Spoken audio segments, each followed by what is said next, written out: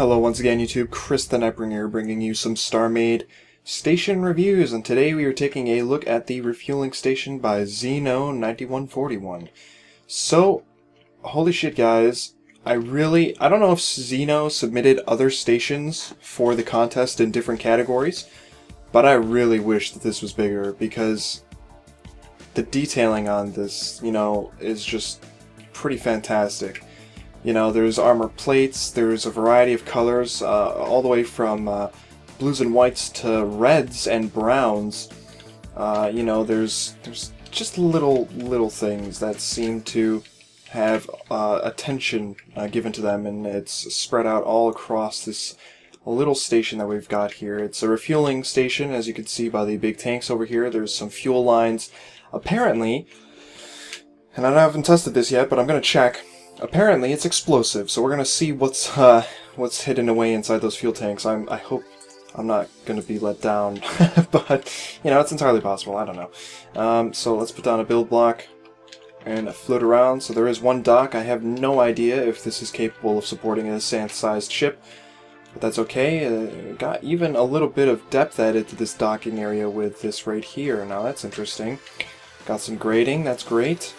I will say it's a little strange to have to jump up to the entrance, so I'm not sure what that's all about. But here's the thing.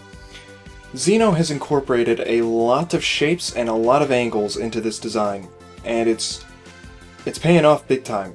See, we have a central circular section, which isn't as circular as you may believe, and that's mostly because it's split down the middle in this blue section here, and it's a little bit more angular than the obvious circle that goes around, right? It's the center of the station, and from that stems other things, such as, and you can see, here's another thing.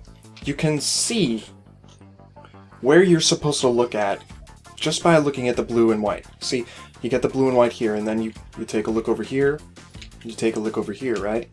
And suddenly you're looking at tanks.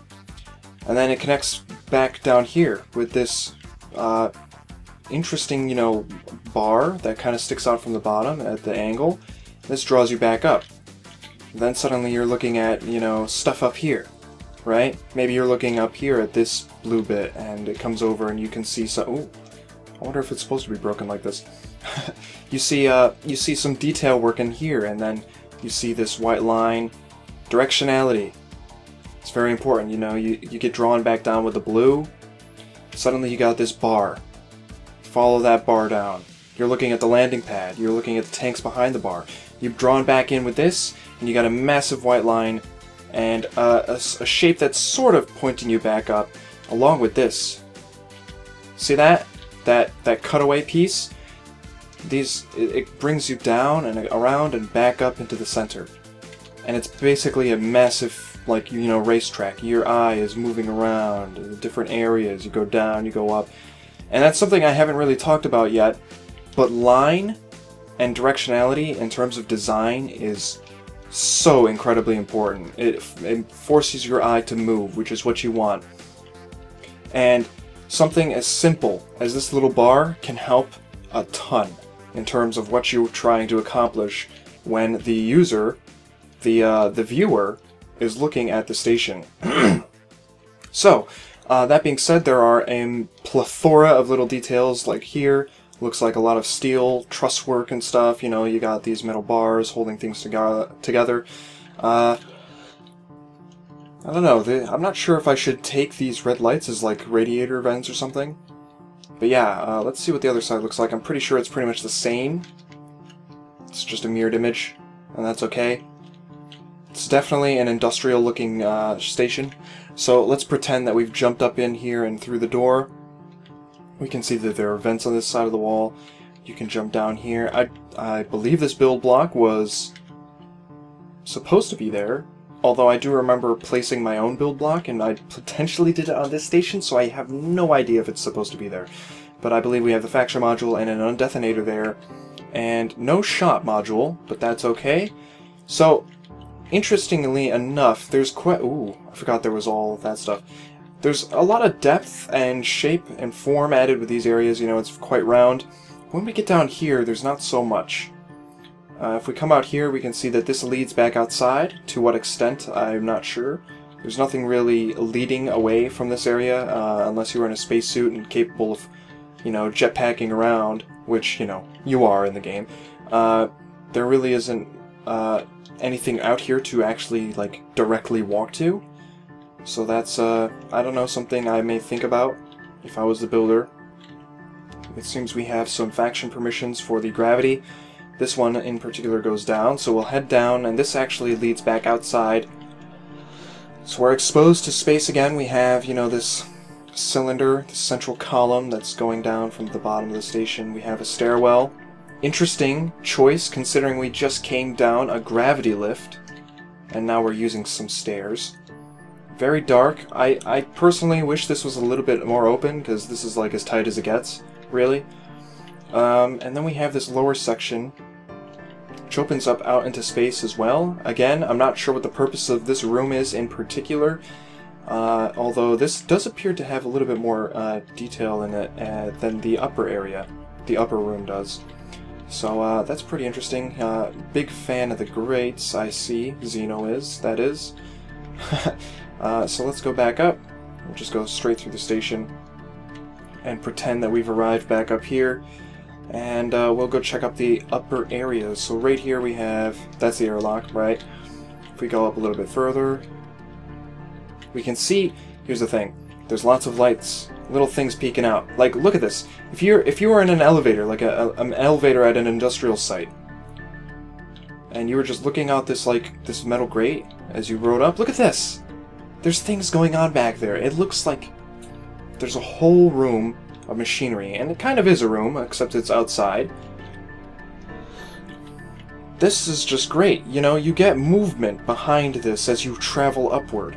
It's a little obscured because of the grates. You know, I'm not sure how well we could have, or the builder, I should say, could have displayed what was going on behind these grates. But as you move up, you get things that are moving behind it. And some color as well that you aren't seeing on the inside of the station. So right here, we have what appears to be a little bit of a storage area. There's some racks here.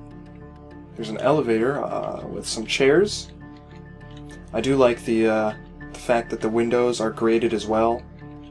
It's an interesting take on the windows, and some beds with orange sheets. I believe that's it. A little bit tight, I'm not gonna lie. This is why I said earlier, this is why I wish the station was larger.